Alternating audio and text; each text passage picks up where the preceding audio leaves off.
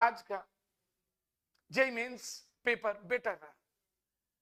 Okay, यदि हम chemistry की बात करें तो आज ऑर्गेनिक, इनऑर्गेनिक और फिजिकल में लगभग इक्वल नंबर ऑफ क्वेश्चंस रहे। ये किसी का हम ये नहीं कह सकते कि ऑर्गेनिक का बेटे ज्यादा रहा, फिजिकल का बेटे ज्यादा रहा, इनऑर्गेनिक का बेटे ज्यादा रहा, ऐसा कुछ नहीं है। लेकिन आज इनऑर्गेनिक में भी बहुत अच्छे, इंटरेस्टिंग और जबरदस्त क्वेश्चन पूछे गए। Maximum question D and F और पी ब्लॉक से थे। और मैंने पिछले, याद करिए, मेरा एनालिसिस और मैंने आप लोगों को सजेस्ट किया था कि कौन टॉपिक को आपको ध्यान से देखना है, और उन टॉपिक में आपने आज देखा वही नजर आ रहे थे, चाहे वो क्या हो, वेस्पर थ्योरी हो, केमिकल बॉन्डिंग की वेस्पर थ्योरी नजर आ रही थी। मैक्सिमम क्वेश्चन वेस्पर थ्योरी से थे। लोन पेयर, बॉन्ड पेयर, इनमें कंपैरिजन से क्वेश्चन पूछे जा रहे थे, पूछे गए। और आपका सबसे इंटरेस्टिंग है पी ब्लॉक और डी ब्लॉक में बॉन्ड स्ट्रक्चर में कई कंपाउंड दिए थे। क्वेश्चन नंबर 7 देख लीजिए, क्वेश्चन नंबर 11 देख लीजिए, केमिस्ट्री वाले पार्ट की मैं बात कर रहा हूं। डेफिनेटली वो जो आपके 20 मल्टीपल क्वेश्चन है केमिस्ट्री आपके पार्ट फर्स्ट में, केमिस्ट्री वाले पार्ट में उसके जो सेक्शन फर्स्ट है, उन 20 क्वेश्चंस में मोस्ट ऑफ द वेटेज जो मैक्सिमम था वो इनऑर्गेनिक और ऑर्गेनिक का था।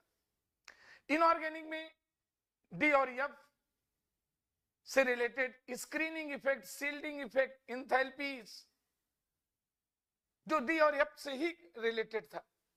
आप समझ रहे हैं ना सभी लोग? जो पेपर दे के आ रहे हैं वो तो रियलाइज कर ही रहे होंगे, और जिन्हें पेपर कल देना है, नेक्स्ट डे में देना है, वो एक सबक ले लें आप लोगों के लिए। यदि आप चाहते हैं कि डेफिनेटली हम जेईई मेंस फर्स्ट सेशन ही दें और सेकंड सेशन की देने की जरूरत ही ना पड़े, तो dear students, you have to 100% focus to yourself, although in all the subject, but especially chemistry, क्योंकि आज के एनालिसिस से एक चीज क्लियर है, जिन्होंने केमिस्ट्री को एनसीईआरटी के कमांडिंग वे पे किया, कमांडिंग तरीके से, तो इनऑर्गेनिक के क्वेश्चन तो आप आसानी से सॉर्ट आउट कर लेंगे। और ऑर्गेनिक में आज सबसे ज्यादा वेटेज दिया गया रीजेंट्स का। रीजेंट्स जैसे क्वेश्चन नंबर आप 7 से और 14 के बीच, केमिस्ट्री पार्ट की बात कर रहा हूं, याद होंगे आपको। 7 से मैंने सारे क्वेश्चन देखे, आप लोगों से डिस्कस किया, और 7 से लेकर के 14 और 15 के बीच में जो आपका सेक्शन फर्स्ट था केमिस्ट्री का, उनमें जो ऑर्गेनिक से रिलेटेड थे उनमें रेजोनेंस आज मेसोमेरिक इफेक्ट का ज्यादा रेजिस्टेंस में एक क्वेश्चन है। 11 क्वेश्चन था कि लोन पेयर और पाई बॉन्ड, इनके बीच डिलोकलाइजेशन होता है, तो उसका ऑप्शन में दिया था हाइपर कंजुगेशन है, रेजोनेंस है, इंडक्टिव इफेक्ट है, और एक लास्ट में था इंडक्टिव इफेक्ट में इलेक्ट्रोमेरिक इफेक्ट में भी एनी हाउ, तो उसमें रेजोनेंस था, पहला ऑप्शन ही करेक्ट था। ठीक है, तो हाँ ये जरूर है, जो बेंजीन रिंग के स्ट्रक्चर से रिलेटेड क्वेश्चन थे उनमें आपको थोड़ा डेप्थ तक जाना था। केवल एनसीईआरटी से काम होने वाला कुछ नहीं, ऑर्गेनिक में केवल एनसीईआरटी से काम होने वाला नहीं था, उसमें आपको कंसेप्चुअली डेप्थ में जाना था, थोड़ा लेवल हायर करना था। आज एलाइलिक, एक्राइलिक, ठीक है ना, विनाइलिक, इससे भी रिलेटेड क्वेश्चन थे।